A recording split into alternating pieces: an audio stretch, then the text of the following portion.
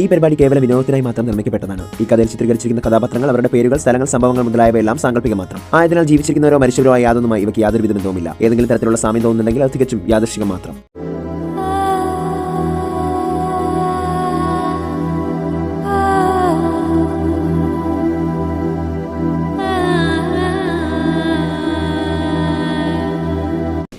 അന്നത്തെ കടൽക്ഷോഭത്തിൽ എത്ര ജീവൻ പൊലിഞ്ഞു. ഓർക്കുമ്പോ തന്നെ ശരീരം വിറയ്ക്കുവാണ്. ഏയ്, അങ്ങനെയൊന്നും നടക്കില്ല. മഹാദേവൻ കാവലുണ്ടാകും, അവളുടെയും നമ്മുടെയും ജീവൻ കാക്കാൻ. നിങ്ങൾ വാ, നമുക്ക് പോവാം എന്ന് പറഞ്ഞ് മഹി നടന്നു നീങ്ങി. പിന്നാലെ കൂട്ടുകാരും. എന്നാലും ആ മാല ആരുടെ കയ്യിലായിരിക്കും? അതെങ്ങനെ അറിയും? വിക്രാന്ത് ആലോചനയിൽ മുഴുകി. എനിക്ക് കരയിൽ ജീവിക്കണമെങ്കിൽ പൂർണ്ണമായി മനുഷ്യരൂപം കൈക്കൊള്ളണം. മഹാദേവ, എന്നെ അനുഗ്രഹിക്കൂ. വിക്രാന്ത് പ്രാർത്ഥനയിൽ മുഴുകി. ഈ സമയം മഹി മഹാദേവന്റെ മുന്നിൽ കൈകൂപ്പി പ്രാർത്ഥിക്കാൻ തുടങ്ങി. ദേവ, മഹാദേവ, ഞങ്ങളുടെ കൂടിച്ചേരൽ അങ്ങയുടെ കൈകളിലാണ്. ഞങ്ങൾക്ക് ഒരു ആപത്തും വരുത്താതെ കാത്തോണേ. ഈ വാൾ എന്റെ കഴുത്തിലുണ്ടെന്ന് വിക്രാന്തിന് മനസ്സിലാക്കാൻ സാധിക്കരുതേ. നീയേ തുണ. മഹാദേവന്റെ മുന്നിൽ രണ്ട് പ്രാർത്ഥനകൾ, രണ്ടും പ്രണയത്തിനു വേണ്ടി. കരയിലെ പ്രണയമോ കടലിലെ പ്രണയമോ? ഒന്ന് നാഗവും മറ്റൊന്ന് മനുഷ്യനും. കാലം അതിനുള്ള മറുപടി കൊടുക്കുമെന്ന അവരുടെ വിശ്വാസം അവരെ രക്ഷിക്കട്ടെ. വിക്രാന്ത് പൂർണ്ണമായി മനുഷ്യരൂപം സ്വീകരിച്ചു. അതോടെ മേഘയ്ക്ക് വിക്രാന്തിന്റെ പിടിയിൽ നിന്നും കുറച്ചു നാളത്തേക്ക് മോക്ഷം കിട്ടി. മഹി, ഈ കടപ്പുറത്ത് മീൻ പിടിച്ചു നടന്നാൽ മതിയോ? ഇന്നത്തെ ചോദ്യം: മേഘ കൊടുത്ത ആഭരണം മഹി എന്തു ചെയ്തു? എ. കഴുത്തിലണിഞ്ഞു. ബി. സത്യന് കൊടുത്തു. സി. മുറിയിൽ ഒളിപ്പിച്ചു. ഡി. മണ്ണിൽ കുഴിച്ചുവെച്ചു. നിങ്ങളുടെ ഉത്തരം കമന്റായി പോസ്റ്റ് ചെയ്തോളൂ. വേറെ എന്തേലും വഴി കൂടി നോക്കണ്ടേ? ആഗ്രഹമുണ്ട്, പക്ഷെ മേഘ അവളെ കാണാതെ ഇരിക്കാൻ പറ്റില്ല. അതുമല്ല, വിക്രാന്ത് ഏത് രൂപത്തിലാണ് നമുക്കരികിലേക്ക് വരുന്നതെന്ന് അറിയില്ലല്ലോ. ശരിയാ, ഞാൻ ആ കാര്യം അങ്ങ് മറന്നുപോയി. ഈ കടപ്പുറം വിട്ട് നമുക്ക് എങ്ങും പോവാനാവില്ല. മഹേഷ് മഹിയോട് പറഞ്ഞു. മഹി കടപ്പുറത്തേക്ക് വന്നു. ആളില്ലാത്ത തീരത്ത് വന്ന് മേഘയെ വിളിച്ചു. മേഘ. മഹിയുടെ വിളി കേട്ടതും മേഘ കരയിലേക്ക് കയറി വന്നു. മഹി. മേഘ തന്നെ ഈ രൂപത്തിൽ കണ്ടിട്ട് എനിക്ക് സഹിക്കാൻ പറ്റുന്നില്ല. അല്ല മേഘ, മേഘയ്ക്ക് അച്ഛനും അമ്മയും ഇല്ലേ? മേഘ മഹിയെ നോക്കി പുഞ്ചിരിച്ചു. ഉണ്ടായിരുന്നു. ചേച്ചി പോയ പിറകെ അവരും എന്നെ വിട്ടുപോയി. അയ്യോ, സോറി, ചോദിക്കാൻ പാടില്ലായിരുന്നു. സാരമില്ല മഹി. വിക്രാന്ത് മഹിയെ കണ്ടോ? അറിയില്ല, ഞാനിതുവരെ കണ്ടിട്ടില്ല. സൂക്ഷിക്കണം, അപകടകാരിയാണവൻ.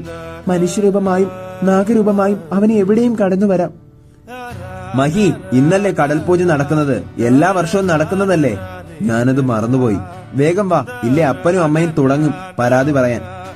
അവർ ഓടി കടപ്പുറത്തേക്ക് വന്നു. പൂജയ്ക്ക് ഒരുക്കങ്ങൾ നടക്കുന്നതേ ഉള്ളൂ. ഹൗ, സമാധാനമായി, മഹി പറഞ്ഞു. മൂപ്പ, ദാ പൂവ്. ചിന്നൻ മൂപ്പനെ പൂക്കൾ കൊടുത്തു. ആ, അപ്പൊ കഴിഞ്ഞ വർഷത്തെ പോലെ ഈ വർഷവും കടൽ പൂജ നടക്കാൻ പോകുന്നു. ആരാ കടലമ്മയെ പ്രീതിപ്പെടുത്താൻ പാട്ടുപാടുക? ചിന്ന, എന്താ പാടുവല്ലേ? ഞാനോ? എനിക്കിത് പറ്റുമോ? കടലമ്മയെക്കുറിച്ച് എന്ത് പാടാനാ? ഞാൻ പാടാം. മഹി അവർക്കിടയിൽ നിന്നും നീട്ടി വിളിച്ചു പറഞ്ഞു. എല്ലാവരും മഹിയെ ഉറ്റുനോക്കി. മഹി, നിനക്ക് പാട്ട് പാടാൻ അറിയുമോ? സത്യൻ മഹിയുടെ ചെവിയിൽ ചോദിച്ചു. ഇവൻ എന്ത് പാടാനാ കടലിനെ കുറിച്ച്? ഡാ, അറിയാത്ത പണി ചെയ്ത് നല്ലൊരു ദിവസം കുളമാക്കല്ലേ. മഹി കൂട്ടുകാരുടെ മുഖത്തേക്ക് നോക്കി പുഞ്ചരിച്ചുകൊണ്ട്, എനിക്ക് പാടാൻ പാട്ടുണ്ട്. ഉറപ്പാണേ? സത്യ ചോദിച്ചു. ഉറപ്പ്. എങ്കിൽ ധൈര്യമായി പാടിക്കോ. എന്നുയിരായി നീയും നിന്നുടലിൻ പാതി ഞാനും എൻ ഹൃദയം പിടയും വരയും നിൻ പ്രണയം ഞാൻ തിരയും. മഹി പാടി നിർത്തിയതും കടപ്പുറത്ത് കയ്യടി ഉയർന്നു. കടൽ തിരമാല സന്തോഷത്തോടെ കരയിലേക്ക് മെല്ലെ കയറി. പാട്ട് ദൂരെ നിന്നൊരാൾ കേൾക്കുന്നുണ്ടായിരുന്നു. മേഘയുടെ കണ്ണുകൾ നിറഞ്ഞൊഴുകി. മഹി, നമ്മുടെ പ്രണയത്തെ മഹാദേവൻ കാക്കട്ടെ എന്നും പറഞ്ഞ് അവൾ കടലിലേക്ക് ചാടി. സത്യയും മഹേഷും മഹിയുടെ അടുത്തേക്ക് വന്നു. മഹി, നീ പാടിയത് മേഘയെക്കുറിച്ചല്ലേ? അതെ. നിങ്ങൾക്ക് മനസ്സിലായില്ലേ? അതെ, മനസ്സിലായി. പക്ഷെ ഒരു അപകടത്തെക്കുറിച്ച് നീ മറന്നു. അപകടമോ? എന്തപകടം? വിക്രാന്ത്, അവൻ ഏത് രൂപത്തിലാണ് ഈ കരയിലുണ്ടാവുക എന്നറിയില്ലല്ലോ. ഈ പാട്ട് ഒരുപക്ഷെ അവന് മനസ്സിലായെങ്കിൽ നമ്മുടെ അടുത്തേക്ക് അവൻ വരില്ലേ? യോ, നേരാണല്ലോ. അത് ഞാൻ ഓർത്തില്ല. ഇനി എന്തു ചെയ്യും? അവർ അതും ആലോചിച്ച് നിന്നപ്പോഴാണ് മനുഷ്യരൂപത്തിൽ മാറിയ വിക്രാന്ത് അവരുടെ അടുത്തേക്ക് വന്നത്. വിക്രാന്ത് മഹിയെ തലതൊട്ട് കാൽവരെ നോക്കി. മാല ഷർട്ടിന്റെ ഉള്ളിലായിരുന്നത് കൊണ്ട് വിക്രാന്തിന് കാണാൻ കഴിഞ്ഞില്ല.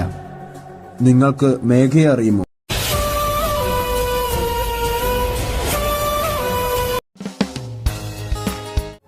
മേഘയോ? അതാരാ? മേഘ, അവൾ മത്സ്യകന്യകയാണ്. കണ്ടിട്ടുണ്ട് ഒരു വട്ടം. എവിടെ, എപ്പോ? വേഗം പറ. കണ്ടുപിടിക്കും മേഘ ഞാൻ അവനെ. ആവാൻ വഴിയില്ല. കാരണം വെയിലത്ത് അയാളുടെ ശരീരം തിളങ്ങണ്ടേ. ഇത് മത്സ്യകന്യകയുടെയും പച്ച മനുഷ്യന്റെയും മനസ്സുകളിലെ സത്യമായ പ്രണയം. ഈ പ്രണയത്തിലൂടെ ഇവർക്ക് ഒന്നാകാൻ സാധിക്കുമോ?